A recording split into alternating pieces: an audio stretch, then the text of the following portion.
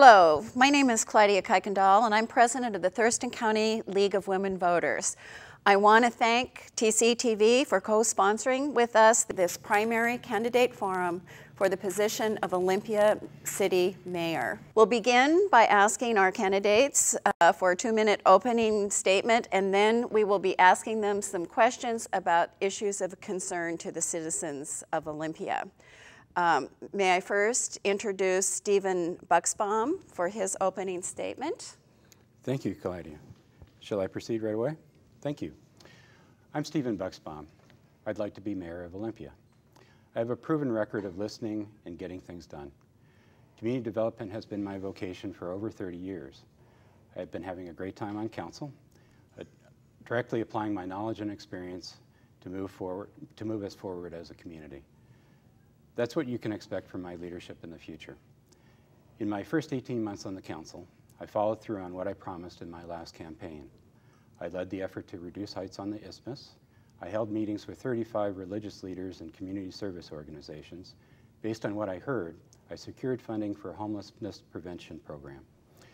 I initiated the creation of a $2 million low-interest loan program for nonprofits and small businesses. I met monthly with neighborhood leaders. Working with them and city staff, I helped strengthen our city's code enforcement. I believe these examples show that I don't just talk about things.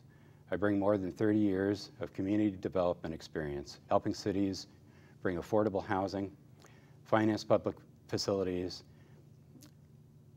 and help small businesses create jobs. I have experience with large, complex budgets.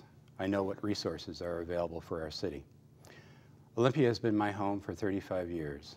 In the early 1980s, I helped bring the Olympia Farmers Market downtown. A few years before that, I helped finance the West Side Olympia Food Co-op. I volunteer for the Dispute Resolution Center and Garden Raised Bounty. This isn't a stepping stone for higher office for me. This is about public service. I want to be your mayor because I want my knowledge, skills, and experience. I want to put my knowledge, skills, and experience to work to lead the council and be in service to the city of Olympia. Thanks very much. Thank you, Mr. Buxbaum. Our next candidate is Dick Pust. We look forward to hearing your opening statement. Well, thank you very much. First, I want to say thank you to the League of Women Voters. Somebody asked me if I'd be nervous being on this program. The answer is absolutely yes, because the League is, you guys have the reputation for being the best of the best, and I know you put on the presidential debates, and so anything you do is first class. The mayor, as hopefully most people know, is one of 7 council members. The mayor has no special powers. The mayor is, you might compare the mayor to the chairman of the board. And I have a vision for Olympia, which I hope I'll be able to expound on a little bit later on in this telecast. But people ask me, why do you want to be mayor? Why not a council member? Well, I see the mayor as the face of Olympia, and I spent all my life as a broadcaster, and as a broadcaster, and I'll brag just a little bit, I've been Washington State Broadcaster of the Year, and I've been recognized by the National Association of Broadcasters as one of the top 5 broadcasters in the nation. And I didn't get there by emphasizing me. I had thousands of people on my radio show, and I emphasized them. It was all about them. And so as mayor, I'd be sort of the city's MC and introducing the great things of Olympia and our wonderful capital city to not only the local folks, but to the entire nation. So I want to be Olympia's cheerleader. I want to be out there, the face of Olympia, and continue on what I do best, and that's representing other people and promoting other people, and I would like to promote the people of Olympia as mayor of Olympia. Thank you, Mr. Pust. Our next candidate is Karen Rogers, and we would like to hear your opening statement, please. Hi, my name is Karen Rogers. I'm on the Olympia City Council, and I'm running for mayor. I do want to thank the viewers at home for watching. This is wonderful of you to be so involved, and of course, thanking Clydia and the League of Women Voters and TCTV. The reason why I'm running is because we do need a change. We have a wonderful community, incredibly involved people, and we also previously had some good services. Our services are in decline, and it's partly because of out-of-control spending. So as mayor, there are 3 things that I'm going to focus on, 3 things that I've been focusing on since I got on the council. Number 1 is fiscal responsibility. We need to take our funding under control, and I will talk about this more later. One example is $2 million in overtime that was spent last year for a city the size of Olympia, especially a city comprised of so many state government workers. I think we understand just how serious this is. The second thing to focus on is accountability to you, the taxpayers. You work hard, some of you, just like I am, a state of government employee who's also a union member. We're taking a 3% pay cut. We're also spending more on our benefits. And what you need is to know exactly how your money is being spent. What are our priorities, and making sure that you have all the opportunity in the beginning to weigh in on exactly that. The third thing is being responsive to citizens, being responsive to you. When I ran 2 years ago, I promised you that I was going to listen. I promised you that I wasn't going to take money from special interest groups. I haven't. And I also promised you that I was going to work for you. And it hasn't been easy. I've taken some hits, but it's important to do that. So I've continued going door to door every single year, last year, the year before. It doesn't matter what year it is. You count more than once every 4 years. I've also had public forums. Every 2 to 3 months, they've been highly successful. I'll give you some stories about them later. And also, I've encouraged the City Council, and fortunately it came through, to make sure that we have meetings going over our budget for next year. Thank you so much. Thank you, Ms. Rogers. For the viewers at home, I will be rotating the person to whom I ask each question first. That person will get 2 minutes to respond, and the other 2 will have 1 minute to follow up. Ms. Rogers, I'm starting with you, and this is our first question.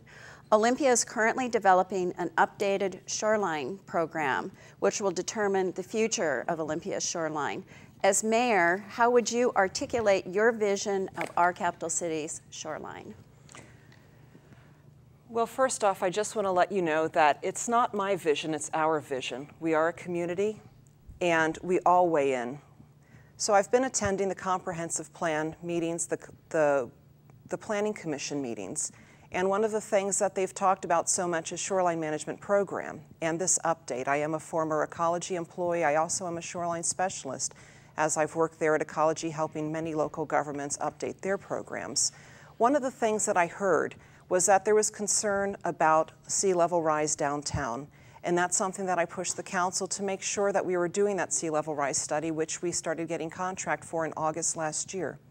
Charlie Rowe, who is the writer of the Shoreline Management Act, he said to me, Karen, this was in April last year, things are moving too fast, and if we continue on this pace, what's going to happen is we're going to have the same old stuff as we had before. There will be no improvement. So I talked to Ecology and I asked them, what can we do? Can we slow things down? And they said yes. So I went to the council and said, that's what we have to do, and the council did that. But what we do have to address are things that so many people have brought up. Heights, building setbacks, the types of land uses we're going to have, and what downtown is going to look like. But together with these meetings and with your involvement and with the council listening, and we must listen, and listen not just to you, but also to the people who are going to make it happen, the state governments, the various agencies, as well as the developers who are going to partly develop some of our shoreline as far as our recreational facilities too. So these are the things we do have to keep in mind, but it is your city, it is your vision, and it's our job to take your considerations into account, and as your mayor, to make sure that it happens. And that's something that the mayor can control, as well as a city council member influence. So I look forward to your comments, and if you do have any questions or any concerns, just give me a call. My number is 628-7052. I want to hear from you and what your vision of Olympia is for the next 20, 30, 40 to 50 years to come. Thank you. Mr. Pust, as mayor, how would you articulate your vision of our capital city's shoreline? Well, I was one of those lucky folks who not only lived near the shoreline, but I actually lived beyond the shoreline, essentially in my job for nearly a half a century. And I enjoyed that, and everyone who came in and was a guest on my radio show said, wow, how can you work in an environment like this? So I know what shoreline means to people, and I think what people really want in Olympia and what I want is they want access to the shoreline. And that would be one of my goals, that there would be as many points possible as there could be to have access to our beautiful shoreline. The key difference, I think, with me is I think there ought to be, whatever rules we come up with and policies we come up with, that there be flexibility. Not all, one plan doesn't work everywhere. I'm not sure how far back we want to go in setbacks, but certainly there has to be some setback in most cases, but maybe not every case. Anybody who's eaten at the Hearthfire restaurant knows how awesome it is when you go inside. There's no setback there that's actually out over the water, so you have to have flexibility. I know one person told me that we needed setbacks so that in the event of tidal rise we can develop berms there so that the water won't come in and flood the area. I don't know if that's ever going to happen or not, but whatever be the case, my vision for the shorelines is that we need public access. We need to be able to look at the shoreline, so that means we have to have access to the view, but most of all, we need flexibility so that everyone benefits, not just a few. Thank you. Mr. Buxbaum, as mayor, how would you articulate your vision for our capital city's shoreline? Thanks, Clydia. And I just want to briefly comment that a good mayor is attentive to process. I just want to make sure, do we have 1 or 2 minutes in terms of a rebuttal? You're 1 minute. Okay, that was 2 for Dick. So I apologize. That's fine. To be very brief and to the point, Olympia cares deeply about its natural setting. And our connection between our community and our waterfront is absolutely vital. Public access is absolutely vital. One of the things that I think personifies a good shorelines management plan is soft edges. And by soft edges, I mean that those edges are not hardscaped. They're soft and blend into the environment and make sure that we do everything we can to enhance the environment and prevent negative stormwater intrusion. Public access is absolutely critical. Having setbacks that provide appropriate access to the public. Maintaining viewscapes is also important. I want to make sure that when we think about our shoreline master plan, we're not just thinking about downtown Olympia, but we're also thinking about our beautiful watersheds throughout the city, as well as our lakes. And by protecting all of our watershed and natural environment, we can ensure that the city is protected for future generations. Thank you. This next question, we'll start with you, Mr. Pust. What 2 major challenges, other than budget, do you think you will face as mayor, and how would you propose to deal with them if elected? 2 major challenges. Excluding the budget. We all know about that. One that's coming up that I don't think is major, but some people think it is, are those new parking meters downtown, which I hear more comment on than just about anything else. I think there's a perception of safety downtown. A lot of people, I know Olympia has won awards for being one of the safest cities in the United States, yet at the same time I run into an awful lot of people who feel like they don't want to go downtown because they don't feel safe downtown. And this isn't this isn't just women, it's men as well, and especially at night. And that perception needs to be changed if we're going to have an even more vibrant downtown. So those are 2 issues that just pop into my head right off the bat, but there are many other issues. I don't know what your next questions are going to be, but I would like to see Olympia as a destination point to where people want to go to shop, where they want to go to the theater, where they want to go to just be there. I would like to have Olympia as the place, downtown Olympia, as the place where people want to go. It's a convenient place where they can go buy their groceries, their clothes. That it's some place that they want to be. And that's my vision for Olympia. Thank you. Mr. Buxbaum, what major challenges do you think you would face as mayor other than the budget, and how would you propose to deal with them? Thanks. I think our first major challenge, and one that I'm prepared to take on directly, is just bringing cohesiveness to the council and aligning it with strong community agreement for what we have to face in the future. I think that I have shown from my experience these past 18 months that I'm able to bring the council together and forge agreement on critical issues such as homelessness, and also preparing for the future in terms of downtown development and commerce. I also think that it's absolutely critical that we prepare our community to meet the challenge of peak oil. We absolutely have to have an improved transit system. I've been working very closely with our neighboring jurisdictions to increase density along our urban corridors and make sure that we can move to more frequently bus travel and hopefully very soon to rapid transit. So the challenge of just bringing us to agreement and taking action, and second, making sure that we are aligning our efforts between jurisdictions to meet the challenge of transitioning away from a fossil fuel economy. Thank you. Ms. Rogers, as mayor, what do you think the two major challenges will be other than the budget, and how would you deal with them? I think the two other issues that are definitely predominant on people's minds are relationships. And these could be relationships between the staff and the public as the public comes in and asks for help, or if they have comments on various projects. Are they being listened to or are they being dropped? This is something that we absolutely must focus on and improve. Another thing is relationships with the council itself. Are we listening? Are we giving you greater opportunity to weigh in? Are we giving you more information so you know exactly how to weigh in? And then there are relationships with Lacey, Tumwater, the county, which is why last year I proposed to make sure that we fund Centennial Station maintenance, because when the council chose not to, we broke our word. The second thing, public safety, this can come in many forms. Block watches, which I've helped produce by working with neighborhood associations such as the Southwest Olympia neighborhood. It can come through downtown. I promoted and also got funding for the downtown walking patrol. It can also be for roads, making sure they're maintained, and for lights, something as basic as street lights, making sure that they're being replaced. Thank you. This next question, we'll start with you, Mr. Buxbaum. What measures would you take as mayor to further invigorate the downtown, including your views on the parking situation, which has already been mentioned? Great. Thank you. So in the past 18 months, I've been trying to set the stage for downtown redevelopment.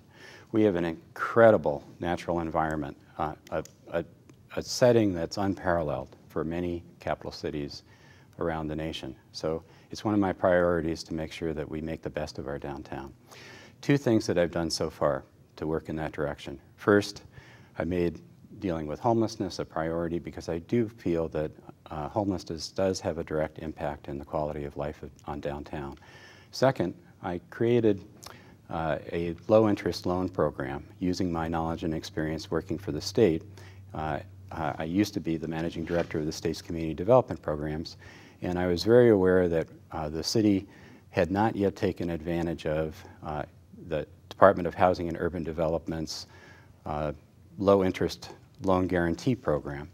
We now have up to $2 million available that can be used by nonprofits and the private sector for small business development, as well as capital-type projects. Using those resources wisely is absolutely critical. That's the reason why, as a City Council member currently, I've proposed to my colleagues that we establish what's called a community renewal area that encompasses our downtown. Community renewal area gives the municipal corporations additional powers for development and public-private partnerships. A community renewal area can give us the ability to create a strategic plan and target resources that we have available for downtown development. One of the things that I think is most important on any program in downtown is making sure that we keep it beautiful and interesting. That means good, solid support of the arts. Over time, if we make the community beautiful and interesting, people will want to be downtown. Thank you. Ms. Rogers, what measures would you take to further invigorate the downtown, including your views on the parking situation? There are 4 major issues that we could handle. One is having more downtown patrol to increase public safety and the perception of public safety. The second is to make sure that we're not unnecessarily taxing small business owners. I had so many contact me saying, Karen, there's a parking and business improvement area tax. We can't afford it right now. We're barely hanging on by a thread. And also, we don't see how it's helping us. It's spending $1,500 to paint a park bench, and there are several. We can't afford that right now. So I did a survey, and I found that out, and I voted against the PBIA, this unnecessary parking tax. I was the only one to do so, but it's because I listened to you, and I don't assume that I know your business better than you do. I know I don't. It's also protecting the waterfront, making sure that we do have an attractive downtown, and that's something we're in the process of. We must continue to oversee this very carefully. And then the third thing is making sure we have strategic investments. Again, that's why I voted against buying art for the new City Hall, because it was not a strategic investment, but I did vote for making sure we had Amtrak station, because that brings tourists downtown who spend their money. Thank you. Mr. Pust, what measures would you take to further invigorate our downtown, including your views on the parking situation, which you brought up in your opening statement? Well, I was very happy. I'm happy to say I was not on the council at the time the new parking devices were put into place. And as a matter of fact, I personally like the free parking that was in place beforehand. But so now the meters or whatever you call them are in, and they are apparently paid for. The money has been spent, and now we don't like them. And so what do we do? Obviously, I talked to a business person just this week who said that they were a disaster to his restaurant that he managed. So it is an immediate problem. I think that the council members should educate themselves. Was privileged to attend a Vision 2020 meeting this week and learned a lot of new things that I'd never heard before. For example, that you need to improve business downtown before you increase downtown housing. And usually you hear you want to bring more people downtown living and then the business will come. Well, this was the reverse of that. So there are a lot of new ideas out there. And I think that the council members ought to constantly be educating themselves on these new ideas. Thank you very much.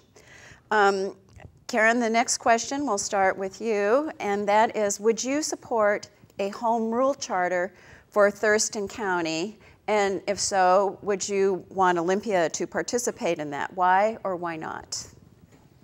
That's something there's a lot of discussion about. And what I can tell you is Olympians do take pride in their city. There are differences between Olympia and Tumwater and Lacey and Yelm, as well as some of the smaller cities. But what we can do is try to iron out where we have commonalities, and we're beginning to do that. There's talk about having a police, for example, like a police district, very similar to what we have with the fire district. These are things that we should be looking into, and as mayor, I will be encouraging that we do feasibility studies and say, can we combine with Lacey and the county, because they have saved money for the taxpayers. These are commonalities. Police is another thing. There's a lot of discussion about combining park system. Now, that may be a little tricky. We'll have to discuss that further. But there are so many services that we do, and then we can distinguish exactly what is and is not a truly city identity. At that point, I think we can then go forward and talk about a county charter. Will we have representatives, one from Olympia, one from Lacey, one from Tumwater, Yelm?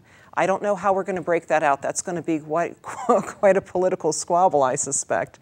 But it does make for efficient government. We should not have so much duplication, because ultimately you are paying for it.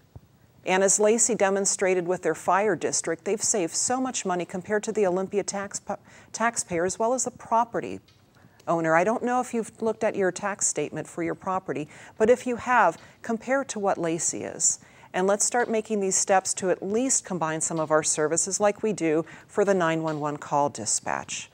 There are measures we can take. Even if this doesn't happen at the county level with the county charter, we can make efficiencies, we can increase our relationships and combine our services. Mr. Pust, would you support a home rule charter for Thurston County, and to what extent would you envision Olympia participating in it? Why or why not? I'm not really sure. I think that I think Olympia switched from a commission form of government to a council form in, I think it was 1984 or something like that. And I don't know if city government is any better now than it was back in the 80s when you had 3 commissioners as compared to 7 commissioners now. And I've heard some talk of eliminating the sheriff as an elected position and others. And I don't know. There is a lot of pride in communities. Would Lacey want to be more part of Olympia? I think Olympia likes being Olympia, and we're very proud of our city. And I don't think that we necessarily want to start over in the way we do things. Thank you. Mr. Buxbaum, would you support a home rule charter for Thurston County and Olympia's participation in it? Why or why not? Thank you. I do support actively exploring creating a county charter. I do believe that there's examples of other counties around the state that have made good use of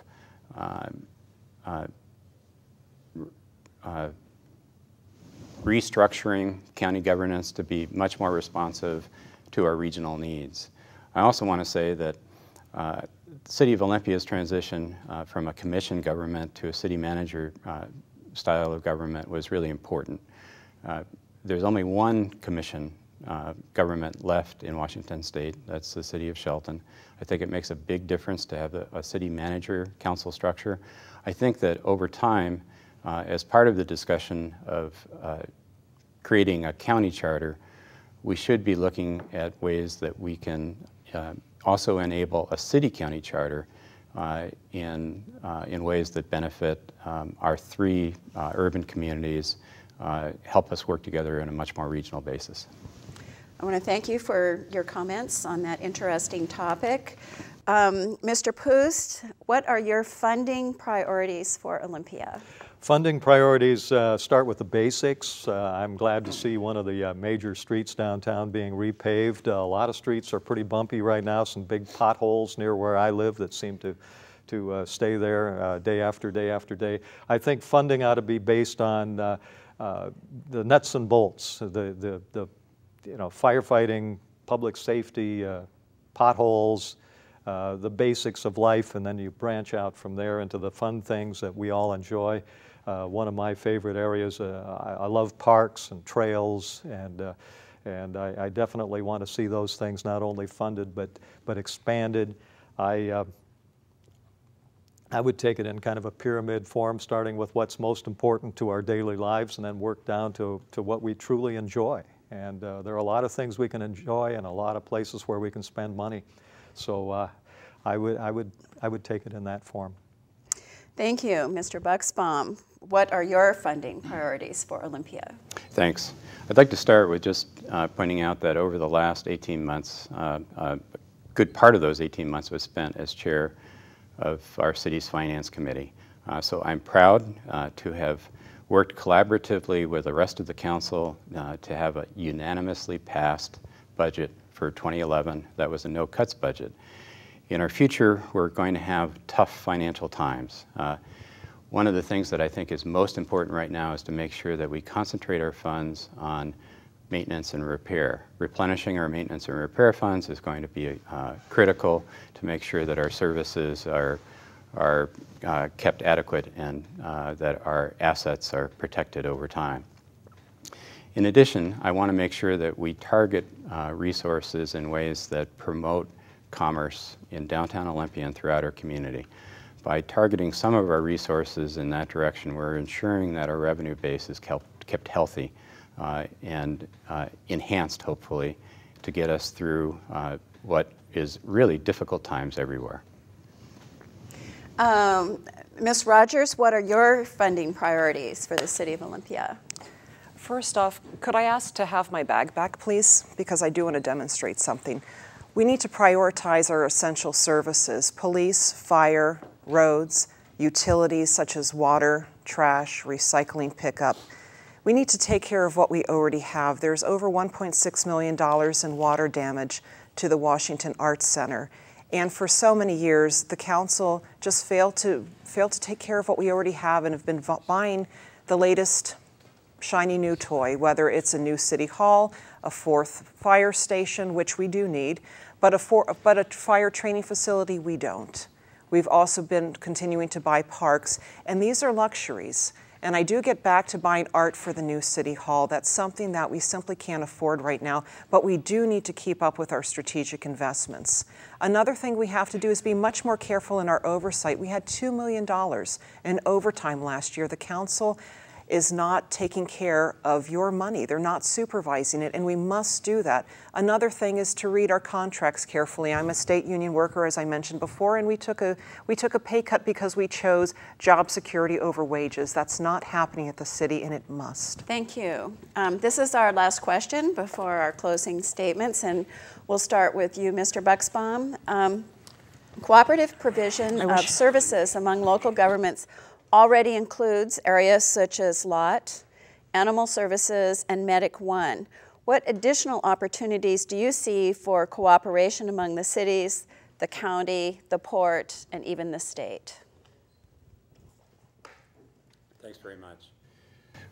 As I've mentioned earlier, one of the things that I think is a critical challenge that our city and our region must face is enhancing transit. So I would point to one of the most important issues that we need to collaborate on a regional basis is thinking how we're going to concentrate growth along our urban corridors in a way that retains the quality and character of our communities, but at the same time concentrates growth in a way that will enable us to expand transit service. First step, I think, is increasing the frequency of bus service and then hopefully moving from there to rapid transit.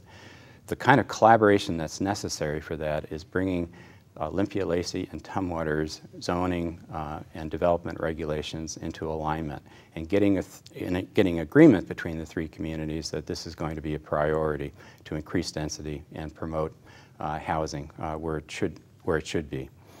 Our port is designed to be an economic engine for the region. I would like to see the port really direct more of its attention towards the development of small local businesses. I think the city of Olympia can collaborate with the port in that measured way. I'll go back to transit just very briefly. Things like the Centennial Station where we're maintaining a critical link between our 3 communities, actually our whole region, and a vital Amtrak line. That's an absolute critical service, and I would like to point out that no one on the Olympia City Council ever wanted to jeopardize the Olympia Station. At the same time, we did unanimously vote when we passed the last budget to consider different ways of funding it other than our general fund. Thank you. Ms. Rogers, what additional opportunities do you see for cooperation among the various jurisdictions? Well, I partly answered that question when we talked about the county charter, but to repeat that, fire coordination, having a fire district, police district, parks district. We can further support intercity transit, and when it came, since we did mention that train station, that was absolutely essential in keeping our relationships going. I fought for that funding, and I continue to fight for that funding after the budget was passed, because it's only $11,000 in a $107 to $108 million budget, but it harmed our relationships. Another possibility that we have is through social services. We have regional problems. We must keep them. We must collaborate with them. Other things we can do is coordinate with our comprehensive plans, our shoreline management plans, and also dealing with water. Development, and it's going to come in the future, we need water for that. And that's going to be a regional issue. It's getting scarce, and we have done that. We've been collaborating with Yelm as well as with Lacey. Thank you. Mr. Pust, what additional opportunities do you see for interjurisdictional cooperation? Ran into one just last night. I was in the beautiful South Capitol neighborhood, and I sure got my ears peppered with a lot of folks in the South Capitol neighborhood feel like the state lobbyists and others abuse their beautiful neighborhood. And I know the South Capitol neighborhood folks have a lot of concerns there. They tell me that lobbyists will buy houses, use them during the legislative session, and then the house will sit there idle and grow up with weeds, and or they'll use the backyard for a parking lot. The other area I think we need to cooperate with the state as far as Capitol Lake goes. I think most people know I'm very much a supporter of Capitol Lake. I believe it should stay a lake, but it actually belongs to the state, and we need to work with the state in maintaining that beautiful asset that we all enjoy so much. Thank you. Your remarks have been provocative and interesting. I want to give each of you a minute to sum up, and we'll go in reverse order this time. So we'll start with you, Ms. Rogers. Why I'm running for mayor, one of the main things that the mayor can do is control the agenda, control the pacing. I've worked at the Liquor Control Board as a policy specialist. I've advised the governor-appointed board, and before that, I worked for the legislature as a lead committee staffer. I was advising both Democrats and Republican state elected officials, and one of the things I always said is that good decisions are based on good information, and haste does make waste. It's very expensive. So what I can do as mayor, and I'm going to give you an example, that last union contract where we sacrificed job security for wage increases and bonus increases. We need to pay attention to that. It was a $6 million contract, and this is what it looks like.